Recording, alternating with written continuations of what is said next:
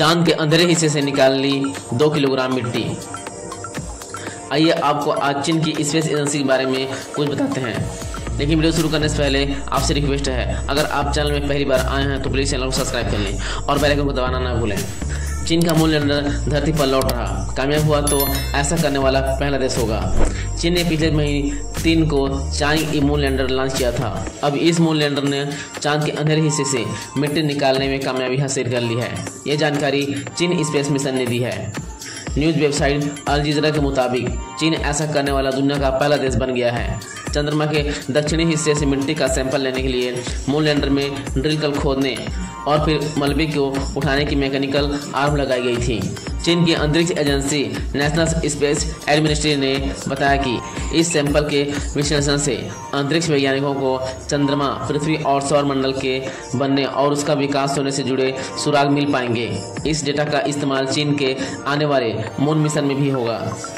पहली बार चांद के दक्षिणी हिस्से में फहराया चीन का झंडा। चांद से मिट्टी इकट्ठा करने के बाद चांग E6 ने पहली बार चांद के दक्षिणी हिस्से में चीन का झंडा फहराया। चीनी स्टेट मीडिया के मुताबिक अब अपने मिशन को अंजाम देने के बाद मून लैंडर लॉन्च E6 वापस लौट रहा है। 25 जून को वापस लौटेगा चांग E6। चीन न्यूज़ एजेंसी सिन्हुआ ने चीन स्पेस एजेंसी का हवाला देते हुए बताया कि चांग E6 ने मंगलवार सुबह 7:38 पर चांद से उड़ान भरी। चांग E6 फिलहाल चंद्रमा की कक्षा में प्रवेश कर चुका है। योजना के मुताबिक चांग E6 चीन के इनर मंगोलिया इलाके के रेगिस्तान में करीब 25 जून के आसपास लैंड करेगा। इस चीन का अब तक का सबसे मुश्किल मून मिशन बताया जा रहा है। अगर 25 जून को चीन मून लैंडर वापस धरती पर सफलतापूर्वक उतरने में सफल होता है तो चीन के साथ साथ ये पूरे मानव जाति के लिए एक बड़ी उपलब्धि होगी। इससे पहले बीते रविवार की सुबह चांग E6 ने चांद के अंधेरे वाले हिस्से एटिकन बेसिन पर सफल लैंडिंग की थी। चांद के सुदूर हिस्से तक पहुंचना क्यों मुश्किल? चांद के इस हिस्से पर लैंडिंग दूसरे हिस्सों के मुकाबले ज़्यादा मुश्किल है। इसकी वजह यह है कि चांद के इस हिस्से में अंधेरा होता है, ये उबड़ खाबड़ है। इसके चलते यहाँ संपर्क मुश्किल होता है और लैंडिंग में परेशानी आती है। क्यों सैंपल चाहता है चीन? चीन को 2030 तक चंद्रमा पर अंतरिक्ष यात्रियों को भेजना है। चांद के दक्षिणी ध्रुव पर चीन एक रिसर्च बेस बनाना चाहता है।